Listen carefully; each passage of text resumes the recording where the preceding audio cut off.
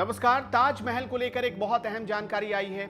हिंदुस्तान में चाहे आप किसी भी कोने में रहते हो, आपके लिए बहुत अहम होता है या आप बहुत सारे लोग ये तमन्ना रखते हैं, ख्वाहिश रखते हैं कि वो ताजमहल जाकर दीदार करें। और ताजमहल के गुंबद पर अगर आपने देखा होगा तो एक कलश लगा है।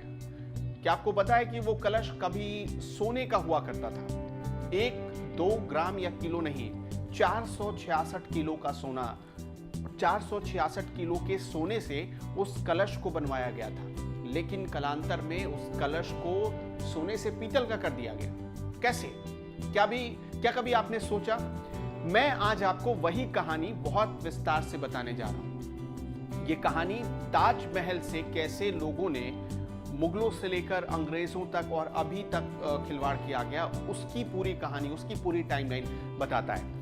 दरअसल हुआ ये था कि 1739 में कहा यह जाता है कि तख्ते ताऊस, यानी ताजमहल में तख्ते ताऊस का मतलब है एक मयूर सिंहासन। एक मयूर सिंहासन हुआ करता था जिसमें हीरे जड़े थे, जवाहरात जड़े थे, सोने जड़े थे और बहुत कीमती आभूषण उसमें लगे हुए थे। लेकिन वो सारे बदल दिए गए।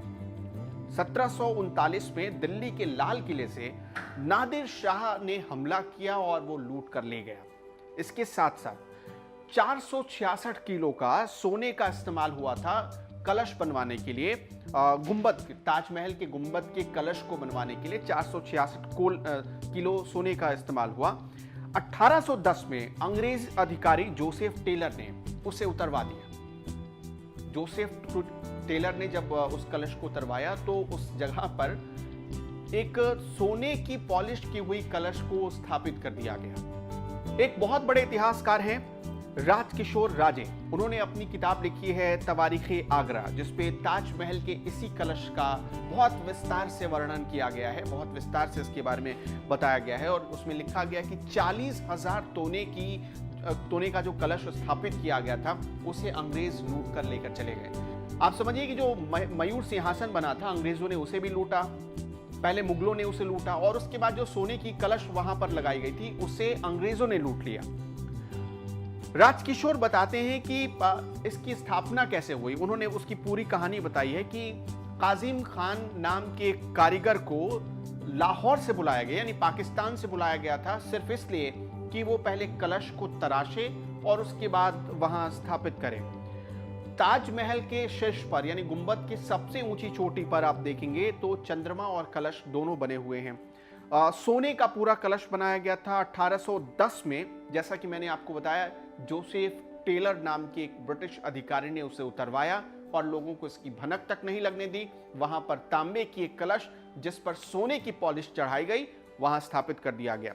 1940 में फिर 1810 में जो कलश वहां स्थापित हुआ उसे 2 बार बदला गया। 1840 में एक बार बदला गया और फिर आगे चलकर 1910 में बदल दिया गया। यानी वो जो तांबे की कलश थी उसे भी धीरे धीरे बदलते चले गए।